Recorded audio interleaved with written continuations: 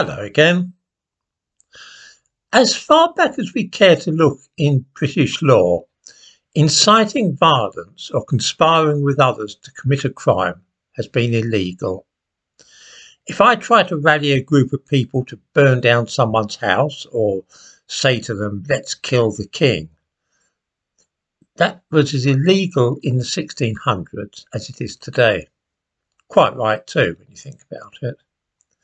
So if in, say, 1985, not so very long ago, I had said to a group of people in the pub, after this place closes, let's go and attack some Jews or black people or Catholics or whatever, then that would have been a criminal offence, just as it is now.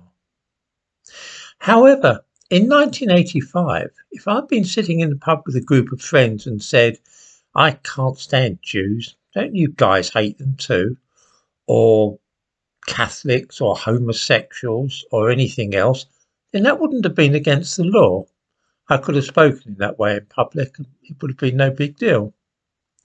This sounds very strange to us now. Less than 30 years ago, there was no such thing as hate speech in those days, and people could freely express their dislike for people whose religion was different from their own, or whose sexuality was different, or who belonged to a different ethnic group.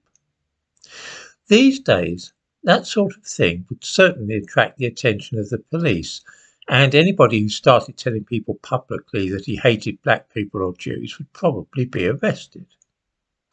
What changed? Well, in 1986, the Public Order Act was passed, and Section 3 of this said that a person who uses threatening, abusive or insulting words or behaviour or displays any written material which is threatening, abusive or insulting is guilty of an offence if A, he intends thereby to stir up racial hatred, or B, having regard to all the circumstances, racial hatred is likely to be stirred up thereby. Then in 1994, the Criminal Justice and Public Order Act made it an offence to use words which might alarm or distress by using insulting or abusive words. Then came the 2006 Racial and Religious Hatred Act, and that pretty much was that. Homosexuals are also included now, and hate speech has definitely become a thing. But should it really be a crime? Suppose that I genuinely think that homosexuality is sinful and wrong.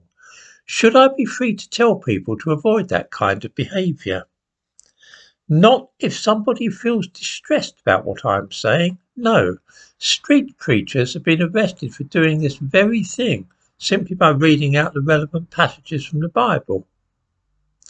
Suppose that I think that Islam is a wicked religion and that Christianity is the only true way to God. Surely I can say that publicly? Not at all.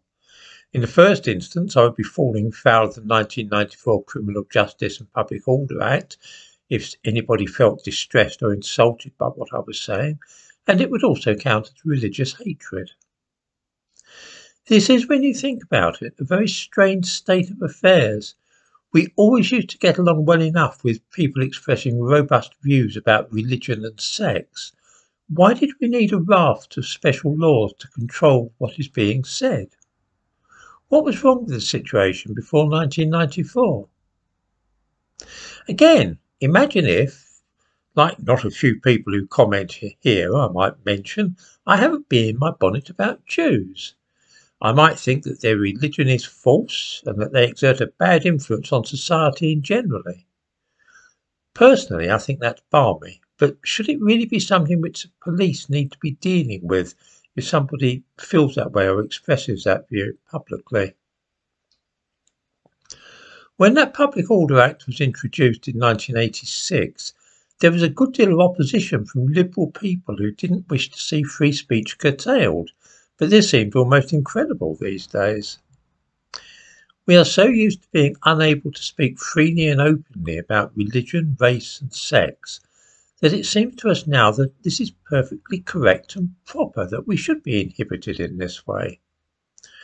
When we stop to think about it though, why should we be bound by laws of this kind? Why should I not be free to say that I dislike homosexuals if that's how I feel? or that I think Catholics are a threat to the state because of their allegiance, which they owe to a foreign priest. I have on this channel mentioned that Pakistani Muslims prefer to live alongside their co-religionists, and the same is of course true of Sikhs and Jews. What though if I said publicly that I wanted my own area to be white Christian and that I was therefore opposed to Muslims or Sikhs moving in?